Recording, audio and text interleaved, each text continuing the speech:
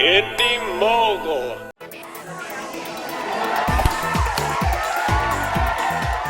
Welcome to this week's Movie Math. Here are today's headlines. The Spider-Man reboot is beginning to take shape. Some of your favorite TV actors graduate to film. Star Wars goes 3D. And of course, the weekend box office. Now let's get started.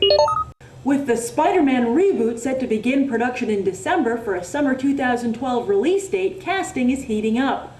We already know that The Social Network's Andrew Garfield will be playing the sarcastic web-slinger, and now his leading ladies are falling into place. This weekend it was reported that Emma Stone is going to be the new Mary Jane Watson. Stone has performed well for Sony with both Zombieland and EZA, and it looks like they're now serious about turning her into a star, just as Warner Brothers is doing with Blake Lively.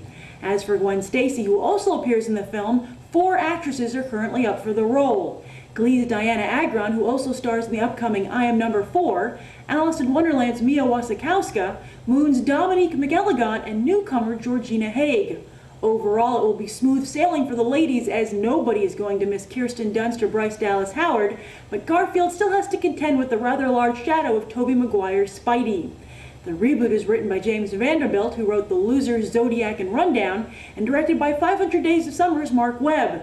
In fact, it had originally been rumored that Joseph Gordon-Levitt would play Peter Parker, but it was decided he was too old for the high school setting, which has supposedly changed to college now that Garfield has been cast.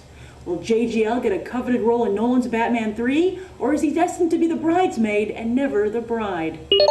A few weeks ago, I reported that a number of film directors are headed to TV. Well, it turns out they'll be passing a number of TV actors who are headed to film.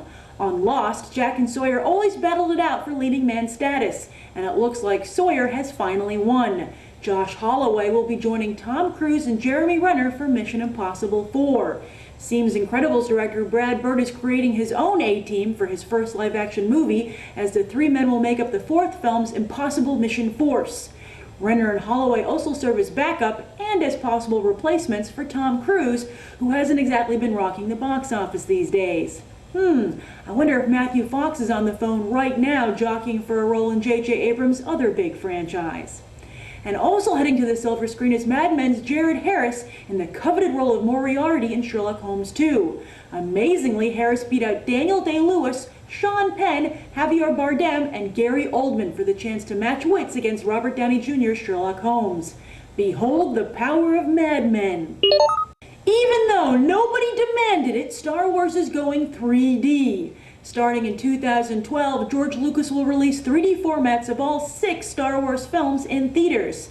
It's said that Lucas is not only hoping to make some Avatar-style money, but also to cash in on the upcoming 3D television technology, which would allow for 3D DVDs. You know, George, instead of bleeding these films dry, why don't you make us some sequels in 3D? I bet a lot of people would be psyched to see Han Solo again, even if he does look like he just woke up. October has gotten off to a horrifying start with a severely disappointing box office. What had seemed like a major movie weekend turned out to be pretty weak, as The Social Network opened at number 1 with 23 million. Suddenly, Sony is reminded that David Fincher's movies rarely gross at the box office, and neither do Aaron Sorkin's. Apparently, everyone who uses Facebook did not buy a ticket to see the Facebook movie. The only silver lining here is that the film's poor box office performance might endear it to the Academy and help its Oscar chances. But since Sony chose to release The Social Network in October rather than December, it will only be able to cash in on possible Oscar nominations and wins via DVD sales and rentals rather than the more lucrative theater ticket prices. For number 2, Legends of the Guardians pulled in half of what the number 1 spot did with 10.8 million. As for numbers 3 through 6, Wall Street 2 dropped 46% from its opening weekend, while The Town is showing some nice legs.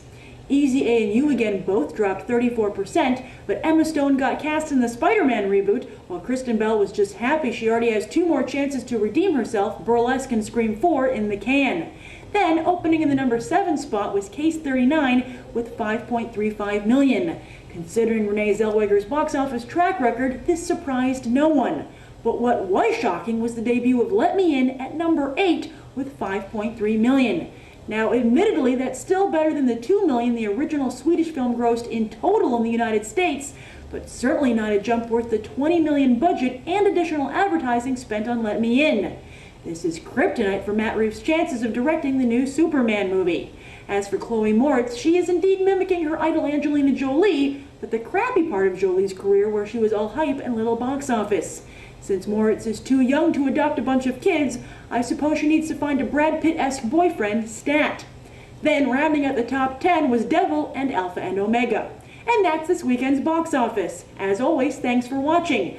Please note that next weekend there will be no movie math as it's New York Comic Con. Check my Facebook page toward the end of this week for information on where you can find me if you want to.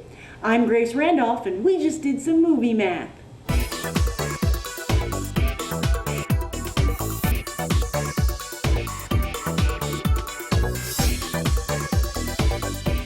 Subscribe, comment, rate it.